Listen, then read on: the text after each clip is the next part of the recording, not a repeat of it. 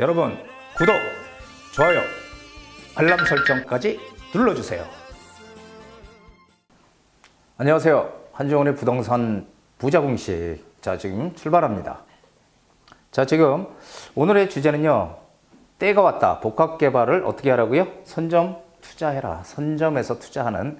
자, 제가 지역 얘기를 드리는 건 이번이 처음인데, 자, 어디가 과연 투자 가치가 큰지 한번 열심히 한번 지켜봐 주시기 바랍니다. 자, 제가 늘 얘기했던 것 중에 가장 큰 게 뭐예요? 제 강의의 핵심은 이겁니다. 호재가 생기는 것은 오른다. 호재가 생기는 게 뭐예요? 직접적인 호재와, 이게 직접이 아니고 간접적인 호재입니다. 간접적인. 직접적인 호재는 재개발이나 재건축 같이 지역이 바뀌는 게 직접적인 호재고요. 간접적인 건 뭐예요? 교통망이 새로 뚫린다든지, 역세권이 된다든지, 아니면은 일자리가 많이 생긴다든지. 그렇죠? 뭔가 새롭게 주변에 변화가 생기는 걸 간접적인 변화라고 해요. 직접적이든 간접적이든 변화가 생기면 부동산은 오른다. 이 대원칙입니다. 예, 이것이 사실 부동산 투자에 우리가 꼭 기억을 해야 될 필수사항입니다. 그래서 큰 호재가 생긴다. 그러면 부동산 어떻게 돼요? 많이 올라. 큰 호재 생기면. 작은 호재가 생기면요, 작게 오릅니다. 호재가 없으면 안 오릅니다. 자, 이게 3대 원칙이에요. 큰 호재가 있으면 많이 오르고, 작은 호재가 있으면 작게 오르고, 호재가 없으면 안 오른다. 이것을 항상 우리는 기억을 해야 됩니다. 제 강의의 핵심 내용이죠. 자, 호재가 가격에 미치는 원리 한번 보시죠. 이거 너무 간단해요. 저울을, 이렇게 양쪽에 저울이, 천칭 저울이 있을 때 1kg, 1kg 놓으면 어떻게 해요? 균형을 딱 이루죠. 이렇게 균형을 딱 이뤄요. 그런데 여기서 10g을 더 얹혔어. 10g. 얼마 되지도 않아. 10g. 10g 얹히면 어떻게 해요? 저울이 기울죠. 이렇게. 그런데 10g이 아니고 여기다가 5kg를 얹으면 어떻게 될까요? 5kg. 그럼 여기는 1kg고 6kg니까 더 많이 기울겠죠. 이게 부동산의 바로 호재가 가격에 미치는 원리입니다. 호재의 크기에 따라서 가격이 작게 오르느냐 크게 오르느냐의 문제. 작게 오르든 크게 오르든 오르는 건 오르죠. 즉 호재가 있으면 오른다. 그래서 부동산은 약간의 어떤 그 호재가 있더라도 작게 오르는 거지 안 오르는 게 아니다라는 얘기예요. 그러니까 우리는 무조건 호재가 있는 곳으로 옮겨 타야 된다라는 얘기를 드리는 겁니다. 자, 복합개발 아십니까? 복합개발, 이거 제가 예전에 말씀드렸던 건데 이제 드디어 때가 도래했습니다. 자, 일단 우리 그 공인중개사 시험을 보시는 분들은 아실 텐데, 우리가 주거지역을, 용도지역을 나눌 때 주상, 공록 해가지고 주거, 상업, 공업, 녹지 이렇게 나눕니다. 근데 항상 이렇게 나누는 이유는 그 지역에 필요한 용도에 맞게 필요한 시설들이 들어오는 겁니다. 그래서 주거지역은 주거에 필요한 용도, 즉 근린생활시설, 뭐 근린생활시설 다 아시죠? 목욕탕, 이발소, 미장원, 뭐 이런 것들 있죠. 미용실, 뭐 이런 것들이 다 근린생활시설, 세탁소 이런 거, 편의점. 자, 그런데 주거지역에는 일자리가 생기는 이런 호텔이라든지 뭐 이런 것도 못 들어오잖아요. 회사, 상업지역에 들어와요. 호텔 같은 것들은. 그렇죠? 그러면은 이 일자리가 생기는 것들은요, 전부 상업지역에 몰려 있다는 것입니다. 일자리가 생기는 거는. 그러니까 우리가 상업지역을 관심 있게 봐야 되는 게 이 상업지역에서 오직 일자리가 생긴다는 거죠. 그래서 한번 요 다음 장을 보시면요, 미국 같은 나라는 이렇게 따로따로 크게 나눠놔도 이 땅덩어리가 크잖아요. 그러니까 상업지역에 몽땅 다 몰아넣어. 그리고 긴 시간 차를 타고 가서 상업지역에 가서 일을 봐. 뭐 볼일을 다 봐요. 뭐 술도 먹고 뭐 호텔에서 자고. 근데 우리나라나 이 땅이 작은, 국토 면적이 작은 나라들은 그렇게 할 수가 없잖아요. 이 땅이 작으니까. 그러니까 어떻게 해요? 한마디로 주거, 업무, 문화 이런 것들이 다 결합해서 한 곳에 모여있게 되는 이 복합개발을 한다는 것입니다. 이 복합개발. 그래서 우리나라도 예전부터 복합개발에 정책이 이미 맞춰져 있었어요. 단지 본격적으로 시행이 안 됐을 뿐이지. 자, 복합개발 한번 보세요. 한 지역에 주거, 업무, 문화가 공존한다. 그래서 한 지역에서 모든 걸 해결한다. 이거 너무너무 편하잖아요. 그렇죠? 한 지역에서. 자, 그런데 우리 여기서 보면요, 항상 기준은 어디예요? 역세권입니다. 이 복합개발도 역세권이 중요하다는 얘기예요. 제가 제 유튜브 강의를 많이 보시는 분들은 아시겠지만 유튜브에 역세권의 비밀이라는 걸 올려놓은 적이 있거든요. 역세권의 의미부터 해서. 자, 근데 역세권에 제가 뭐라고 얘기했어요? 승강장에서 직선거리로 500m까지를 역세권이라고 한다. 500m예요. 500m까지 직선거리입니다. 직선 꼬불꼬불이 아니고 500m까지만 영향을 미친다. 역세권이. 자, 그러면 우리는 이럴 때 보면 어떻게 해요? 무조건 지하철하고는 500m 안에 붙어 있어야 되겠구나라는 생각을 먼저 하셔야 돼요. 자, 그리고 선진국들 복합 개발이 대세입니다. 미국같이 땅이 넓은 나라도 있지만 작은 나라도 많잖아요. 그렇죠? 그래서 이미 오래전부터 진행을 하고 있었다라는 얘기입니다. 우리나라도 슬슬 이런 얘기들이 나왔었죠. 입지 규제 최소지구. 이건 뭐냐면요. 한마디로 규제를 최소화하겠다는 겁니다. 개발을 빨리빨리 할 수 있게끔 복합 개발을 할 수 있게끔 입지 규제를 최소화해서 용적률도 높여주고 건폐율도 높여주고 해가지고 규제를 최대한 풀어서 할 수 있게끔 하겠다라는 게 입지 규제 최소지구를 도입을 한 거죠. 자, 그래서 이런 쪽으로 지금 진행이 되고 있는데 2014년도부터 이런 복합 개발이 우리가 본격적으로 뭔가 진행한다는 기사가 나왔습니다. 그래서 여기 보면은 뭐 남부 터미널, 여기 상봉 터미널, 롯봉이시 복합 개발 뭐 이런 얘기가 나오죠. 그래서 노후된 터미널, 노후됐다는 게 중요하죠. 터미널들이 예전엔 괜찮았는데 지금은 노후돼서 제 기능을 발휘 못하니 그걸 그대로 방치하기는 안 되잖아요. 터미널들은 어디에 있을까요? 다 입지가 좋은 곳에 있습니다. 그러니까 노후된 터미널을 복합 개발해서 주거, 업무, 문화, 관광까지 아우르는 개발을 하겠다 이런 기사죠. 그래서 거기에 기사에 나오는 게 뭐예요? 이 롯봉기 그 다음에 싱가포르 마리나 베이 샌즈 같이 만들겠다. 이런 내용들이 신문에 나오고 있습니다. 자, 롯봉길스나 마리나 베이 샌즈는요, 이게 복합 개발을 한 아주 대표적인 성공 사례인데요. 일본의 롯봉길스 많이 들으셨잖아요. 마리나 베이 샌즈 싱가포르에 있는 거고요. 자, 마리나 베이 샌즈는 여기 보시죠. 일자리 4만 6천 개 세금 4조. 빌딩 하나가 살린 싱가포르 경제 이렇게 지금 나와 있습니다. 싱가포르는 우리보다 소득이 거의 2배 가까이 높은 나라고요. 자, 그래서 여기 보면은 마리나 베이 샌즈는 관광객들도 어마어마하게 끌어모으지만 4만 6천 명의 일자리를 만들어서 고용 효과를 크게 냈던 성공 사례죠. 롯봉길스는 뭐 다 아시다시피 동경에 있는 건데요. 수백만 명 관광객들 무지하게 가죠. 그리고 3만 명의 고용 창출. 자, 이런 하나의 복합 개발을 해서 하나의 성공작이 건물이 들어오게 되면은 이러이러한 효과를 내더라라는 거죠. 그런데 저는 참 신기했던 게 마리나 베이 샌즈가 싱가포르에 우리나라 기업이 공사를 다 한 거예요. 그게 바로 쌍용건설에서 했습니다. 쌍용에서 아마 쌍용건설 입장에서는 저게 정말 대표적인 작품이 되지 않을까. 예.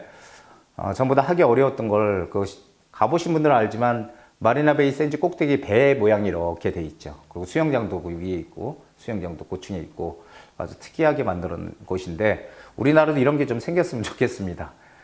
2015년도에 복합개발 관련 기사가 또 나왔습니다. 이렇게 쭉 나왔어요. 근데 결국은 뭐냐면은 복합개발을 하겠다는 거죠. 하겠다. 그때부터 2015년. 근데 시간이 좀 지났죠. 시간이 지났는데 알게 모르게 이런 터미널들, 낙후된 터미널들이 이미 진행이 된 것도 있고요. 그리고 진행을 지금 하겠다고 하는 데도 있습니다. 자, 동서울터미널 다 아시다시피 신문에 많이 났죠. 개발이 확장이 됐습니다. 신세계에서 뭐 80% 지분을 가지고 있고 하면서 개발을 확장이 됐고요. 상봉터미널도 개발 계획이 있는데 아직 구체적으로 잡히진 않았고요. 용산 관광버스터미널은 이미 개발이 끝나서 거기에 호텔이 들어왔죠. 자, 서북터미널도 개발이 확정이 됐죠. 지금 개발이 완료된 데는 이 용산 관광버스터미널밖에 없어요. 자, 여기 밑에 남부터미널, 서초구에 남부터미널이 있죠. 자, 그러면은 다 지금 복합 개발이 어쨌든 진행을 한 군데 빼고 다 이제 앞으로 할 곳들인데 문제는요, 여기서 어디에 투자를 해야 될까를 봐야 돼요. 어디에 투자를 하는 게 좋겠습니까? 이미 확정이 된 데들은 가격이 올랐을까요? 안 올랐을까요? 많이 올랐겠죠. 어디다 해도 이익은 분명히 나는 건 확실하지만 우리는 항상 투자를 할 때 앞으로 할 수 있는 데다 하는 게 이익이 더 크겠죠. 이미 개발의 호재가 반영이 돼 있는 데보다는. 그러면은 거기서 보면은 상봉터미널과 이 남부터미널이 아직 지금 뭔가 지금 안 하고 있다. 상봉터미널 얘기는 나오지만 남부터미널 아직 조용하거든요. 그럼 우리는 여기를 우선순위로 잡아서 뭔가 투자를 해야 될 것이다 라고 판단을 할 수 있겠죠. 근데 그 중에서 입지를 보면은 남부터미널이 훨씬 뛰어나다라는 거죠. 이게 서초구고요. 입지 가치가 부동산의 가치다 이런 얘기 많이 하죠. 서울터미널 공통점 한번 보시죠. 10년 전부터 뭐에 포함되어 있다? 개발 계획에 포함이 되어 있더라. 그리고 터미널은 항상 교통의 요충지에 있으니까 입지는 보장이 되어 있다라는 것이고요. 현재 뭐 이렇게 진행 중이고, 그리고 여긴 뭐 업무시설 등 복합시설로 전부 다 개발 계획이 생긴다. 그래서 그런 것들이 그 지역의 랜드마크가 될 것이다 라는 것을 꼭 기억을 하시면 되겠습니다. 터미널 발표 직후 가격 변동, 최근 동서울터미널 뭐 다 아시죠? 이놈 터미널, 동서울터미널 개발을 하느니 마느니 지지부진하다가 개발 발표되니까 발표되는 순간 가격이 뛰었죠.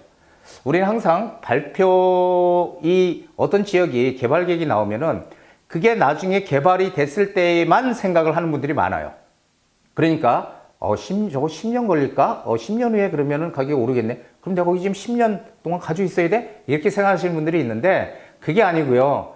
항상 아실 거예요, 다들. 발표하면 오르는 거예요, 가격은. 발표하면은. 나중에 다 완성이 돼서 오르는 게 아니고. 그러면 어떻게 해야 됩니까? 발표하기 전에 우리는 발을 담궈놔야 되는 거죠.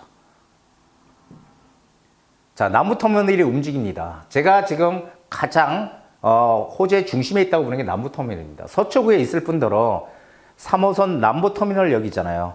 자, 역 중에 가장 좋은 서울의 가장 대표역이 어디죠? 2호선, 3호선, 7호선, 9호선, 신분당선입니다.